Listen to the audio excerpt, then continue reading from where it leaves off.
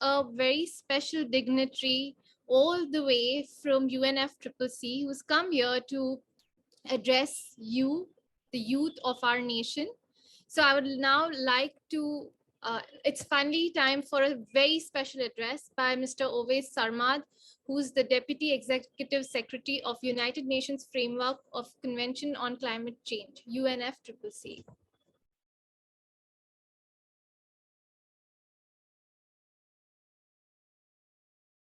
So it's a pleasure to welcome all of you at the India Model United Nations. And I'd really like to thank Gaia, the Earth Foundation, and Buzz on Earth for organizing this conference. Thank you, Gayatri.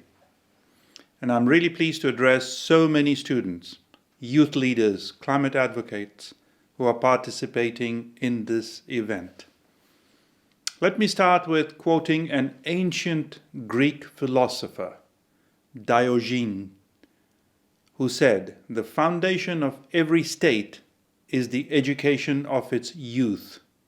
The more you educate yourselves, the more you understand humanity and get empowered to act." So in that context, actually, the Article 12 of the Paris Agreement focuses on climate change, education, and training, particularly for young people. And I'm really pleased to see that you are walking the talk just now. Why is this important? While we know that COVID presents one of the largest challenges to humanity, climate change is a planetary emergency. Growing pollution, collapsing biodiversity, and climate displacement are only a few of its impact. The health of our planet and the world you and your children and grandchildren will inherit is at stake. Learning and educating yourselves about the impacts of climate change and how you individuals can take climate action are absolutely crucial. In these trying times, I welcome your engagement in the Model United Nations. This exercise prepares you to deal in a practical terms with the complexity of decision-making, diplomacy, and negotiation process. Young people today are spearheading the movements for climatic action, gender equality, and so much more. With increasing awareness and drive for action, you are connecting online and in the streets, showing the power of collective movements. Now let me briefly talk to you about COP26.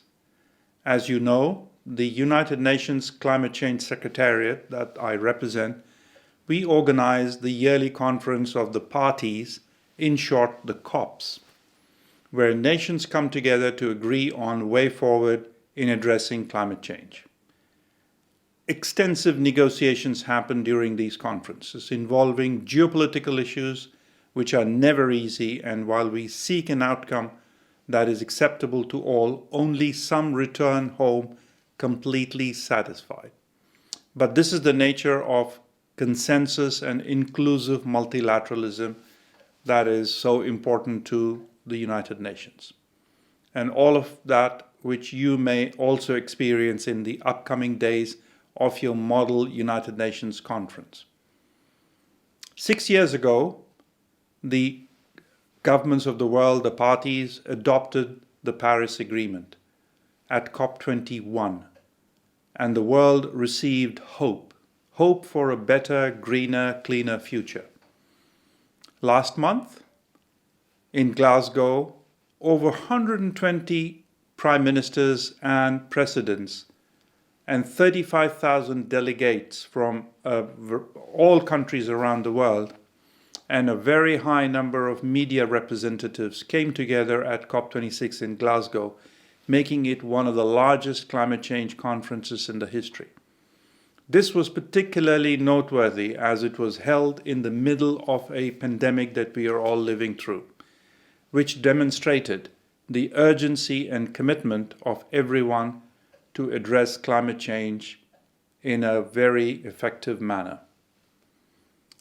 The consensus of COP26 is in the form of a pact the Glasgow Climate Pact. This includes phasing down of coal, alongside with the phasing out of inefficient fossil fuel subsidies, mentioned for the first time ever in the United Nations climate change process.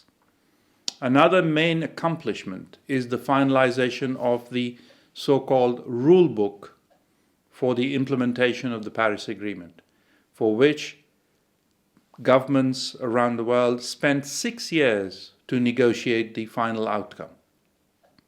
Through this, countries and many stakeholders will now be able to scale up cooperation and mobilize additional finance for projects addressing climate change through the trading of carbon emissions or the carbon market. None of this would have been possible without the engagement of all stakeholders. Among them, the civil society, businesses, international organizations, and of course the representatives of the youth, just to name a few. The main stakeholder is represented, as I mentioned, by the youth, as you will be most impacted in the long term, but also because you can be formidable agents of change.